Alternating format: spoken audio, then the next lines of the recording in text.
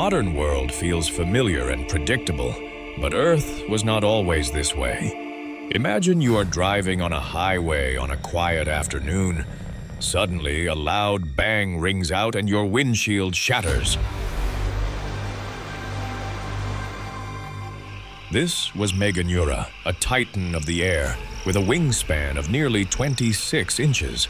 It rivaled the size of some modern birds of prey and dominated the prehistoric skies.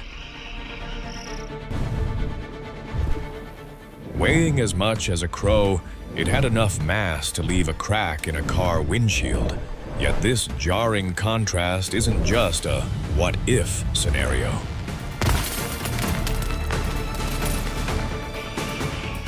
It is a shocking window into a long-lost reality, when Earth was a kingdom of giants.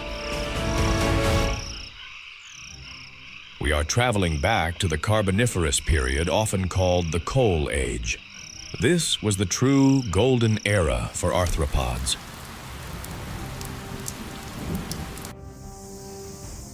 In this world, insects were not the small pests we swat away today. They were the undisputed kings. Vast swampy jungles and a thick atmosphere nurtured these incredible prehistoric creatures, allowing them to grow larger than modern-day hawks. Look down at your feet. An arthroplura is crawling by. It is a massive millipede reaching 8.5 feet in length, roughly the size of a small car. Despite weighing over 110 pounds, fossilized tracks show it moved with surprising speed.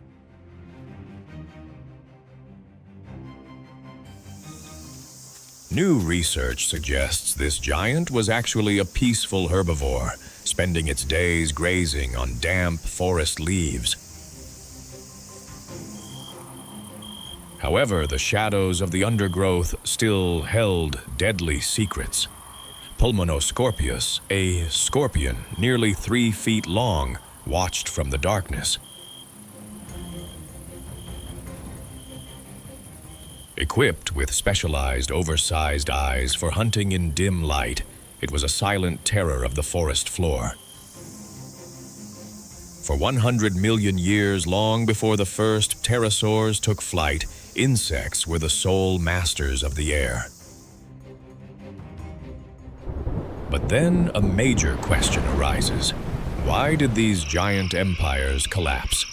What drove them toward extinction, leaving behind only the tiny descendants crawling beneath our feet today?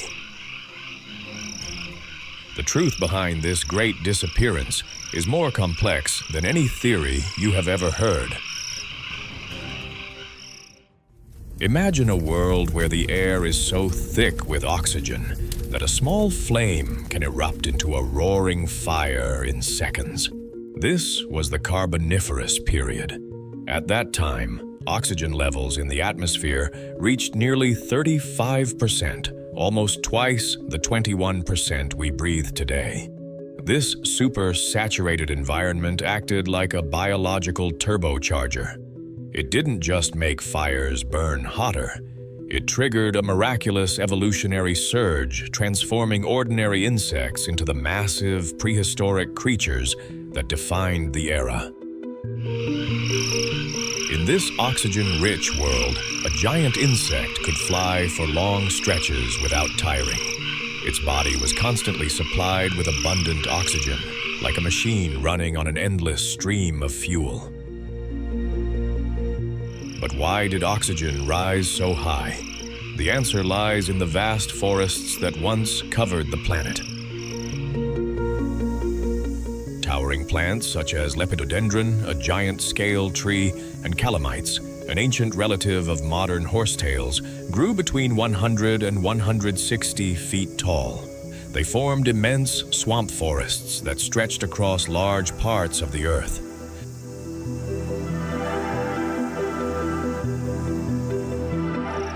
These gargantuan plants formed swampy forests that stretched across entire continents.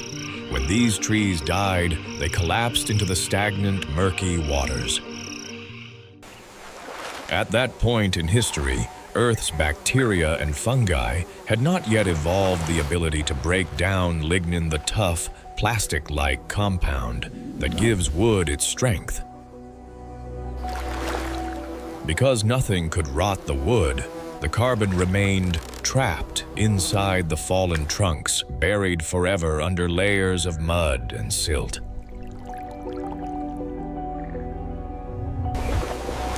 The carbon wasn't being released back into the atmosphere as CO2. The oxygen levels kept climbing, building up decade after decade into a thick, life-sustaining fog.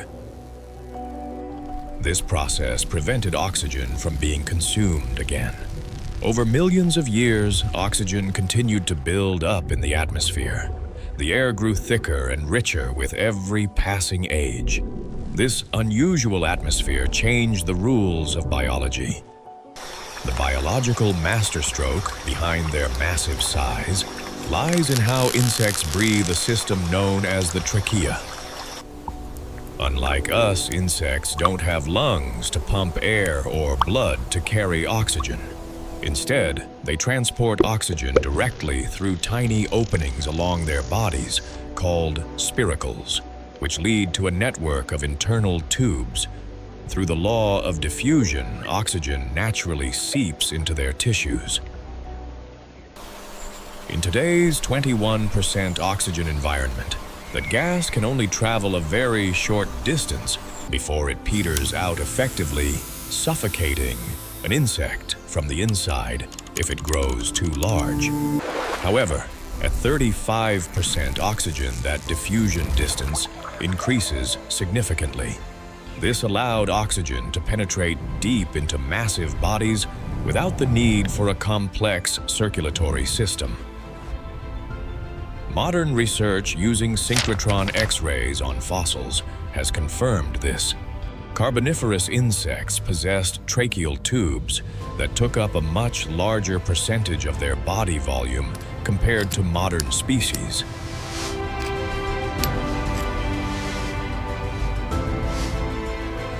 This design ensured their high-performance flight muscles were always saturated with energy.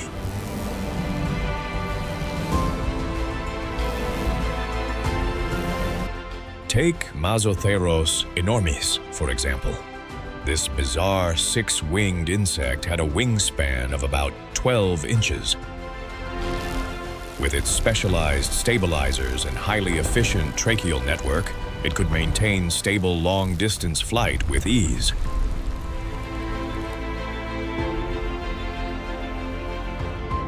Similarly, the species Meganura monyi, with a 26-inch wingspan, patrolled the skies like a living fighter plane.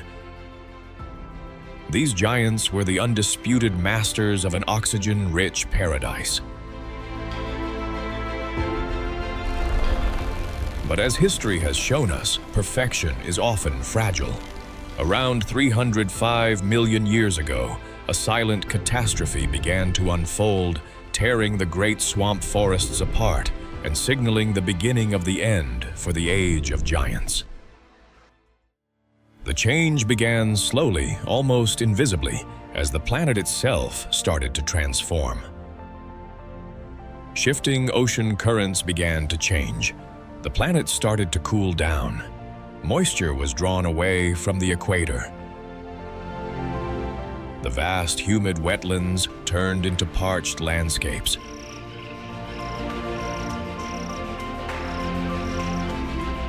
Endless prehistoric jungles were broken apart. They became isolated islands of greenery.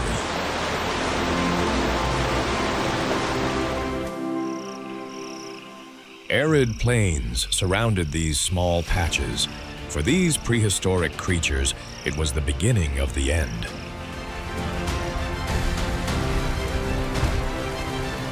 The impact was immediate and brutal. Giant insects relied on high humidity. They needed it to keep their breathing pores clear.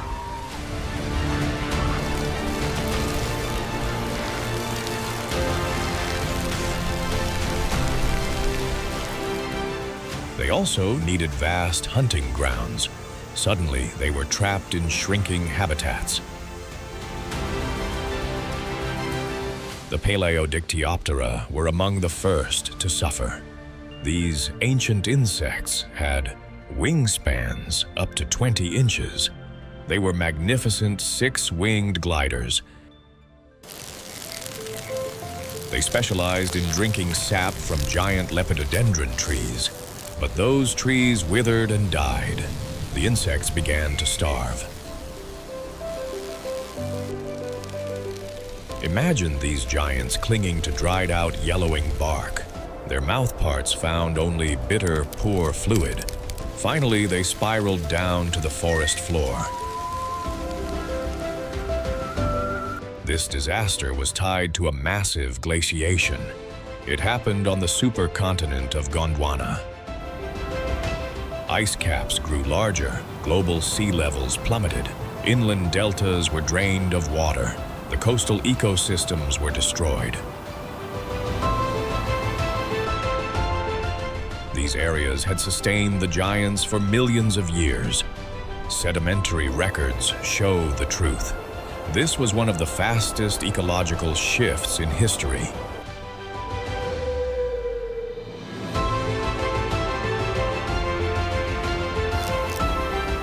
It forced a harsh choice upon the survivors. They had to adapt by shrinking. If they did not shrink, they vanished entirely.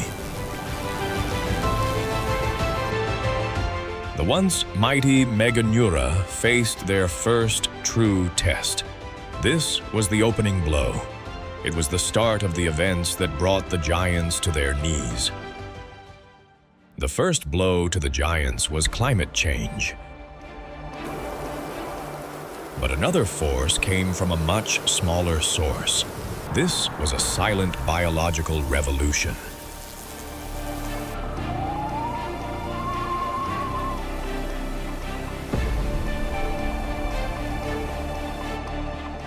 For millions of years, dead trees simply piled up in vast, swampy forests.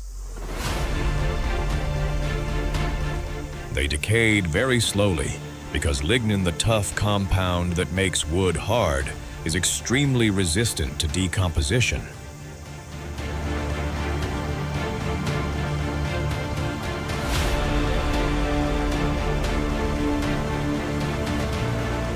But around 290 million years ago, another silent revolution began. A group of fungi known as white rot fungi evolved a remarkable biochemical weapon. They produced enzymes capable of breaking down lignin, the incredibly tough compound that gives wood its rigidity. For millions of years, lignin had slowed the decay of fallen trees. But with the rise of white rot fungi, the balance began to shift. Dead wood that once lingered in ancient swamps could now be decomposed far more efficiently. The recycling of forests accelerated quietly, reshaping the flow of carbon through Earth's ecosystems. Wood began to decay more rapidly. This process released carbon dioxide and consumed oxygen as microbes decomposed large amounts of organic matter. Over time, atmospheric oxygen levels gradually declined from the unusually high levels of the Carboniferous to roughly 20% by the Permian. Groups such as Paleodictyoptera were already struggling after the collapse of the rainforests. With less oxygen available, sustaining large bodies and powerful flight became increasingly difficult. Many of these ancient gliders eventually disappeared from the fossil record. This period marked the decline of the great Carboniferous coal-forming ecosystems. The environment that had once supported giant insects was slowly changing. Without unusually high oxygen levels, enormous bodies became harder to sustain. The age of giant insects was slowly drawing to a close. You might wonder why insects do not simply grow large again. After all, evolution never truly stops. The answer lies in how insects breathe. Unlike mammals or birds, insects do not use lungs to move oxygen through their bodies. Instead, they rely on a network of air-filled tubes called the tracheal system. These tubes branch throughout the body. Air enters through tiny openings called spiracles and diffuses directly to the tissues. But it comes with a serious limitation. As an insect grows larger, oxygen must travel farther to reach its muscles and organs. To compensate, the tracheal tubes must also grow larger. The larger they become, the more room they occupy, space that would normally hold muscles, organs, and other vital tissues. At some point, a physical trade-off appears. A body filled with breathing tubes has less room for the powerful muscles required for flight. This creates a natural ceiling on insect size, especially in today's atmosphere. During the late Paleozoic, oxygen levels in the atmosphere were unusually high, allowing large insects to supply their bodies with air more easily. That extra oxygen made it easier for large insects to supply their bodies with air. But as oxygen levels declined toward the Permian period, large bodies became harder to support. Flight became difficult, and the age of the giants began to fade. One of the last great relics of that era was Meganeuropsis permiana. With a wingspan approaching 70 centimeters, it was among the largest flying insects ever known. Yet, even these giants lived during a time of change.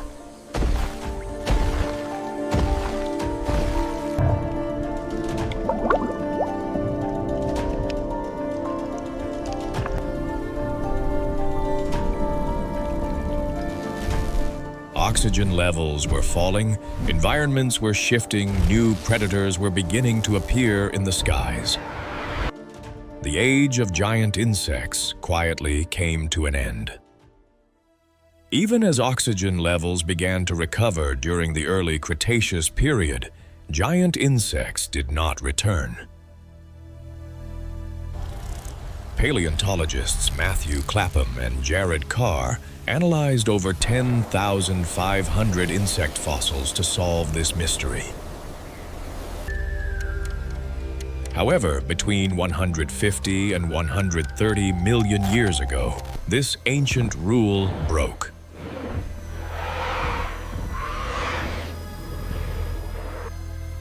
The cause was the emergence of the first birds. Archaeopteryx marked the beginning of this shift. This crow-sized predator reached 20 inches in length and weighed just over 2 pounds. Unlike insects, birds possessed superior maneuverability and high-speed endurance. These feathered hunters viewed large insects not as rivals, but as easy, calorie-rich targets. This predatory pressure forced insects to remain small to avoid detection and capture. A new nocturnal nightmare appeared. Bats, specifically early species like Onychonycteris. These agile mammals used echolocation to hunt in total darkness, leaving no safe time for large insects to roam. Modern insects today have sayi-kan of only 2.3 to 2.7 inches.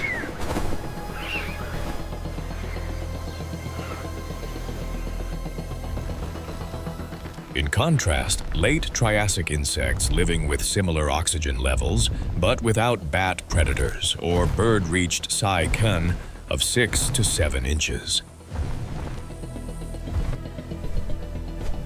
Evidence suggests that predator pressure, rather than just oxygen, is now the primary limit on insect size. Consider Gigatiton from the late Triassic, which boasted a 40-centimeter wingspan. This creature thrived because the skies were still relatively safe.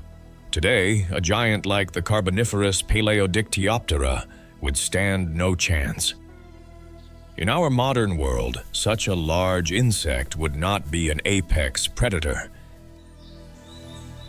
Instead, these prehistoric creatures would be a defenseless prey item hunted into extinction by the faster, smarter masters of the sky. While agile predators eventually claimed the skies, the true scale of the prehistoric titans they replaced remains a staggering marvel of biological history. At the top of the list is Arthropods, the largest terrestrial invertebrate to ever walk the Earth. This massive millipede reached lengths of 8 feet and weighed over 110 pounds, matching the size of a modern car. Its armored body consisted of dozens of reinforced segments forming a broad, plate-like shell that could span nearly 18 inches across. While younger individuals likely grazed on vegetation, fully grown adults were formidable enough to scavenge or hunt small vertebrates.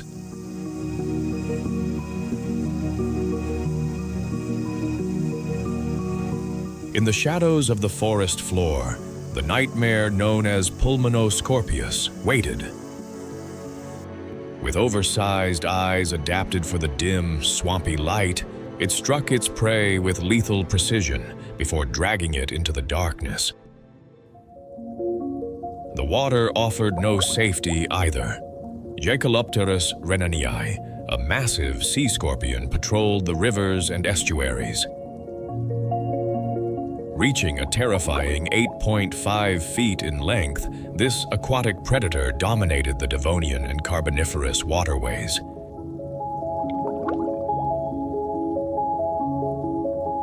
Its jagged claws allowed it to hunt fish and smaller eurypterids, making it a true sovereign of the ancient currents. As the eras shifted, we see outliers like Titanomyrma. Appearing 50 million years ago during the Eocene, this giant ant thrived when oxygen was near modern levels of 21%. Scientists believe its massive size was driven by the Eocene thermal maximum, a period of extreme global heat. This intense temperature boosted its metabolic rate, proving that while oxygen is the fuel, heat is often the engine for insect gigantism. Finally, we meet the legendary Meganeuropsis. This was the last golden flare of the giant dragonflies. Living during the Permian period, it maintained a staggering 28-inch wingspan, even as the world around it began to change. It stood as a final relic of a disappearing age, a testament to the era when wings of silk and armor of chitin ruled the world. The disappearance of giant insects was not caused by a single event, but by a combination of environmental changes.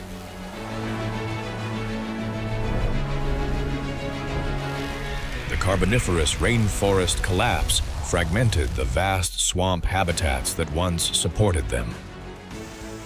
Around the same time, the spread of fungi capable of breaking down lignin may have reduced the long-term burial of plant material, contributing to a gradual decline in atmospheric oxygen after its Carboniferous peak. In later eras, the rise of aerial predators such as birds and bats likely reinforced this trend, making large insects easy targets. The story of these lost titans offers a profound lesson. Strength does not lie in size, but in the ability to adapt. In a changing world, the biggest and most powerful are often the first to fall when the environment shifts.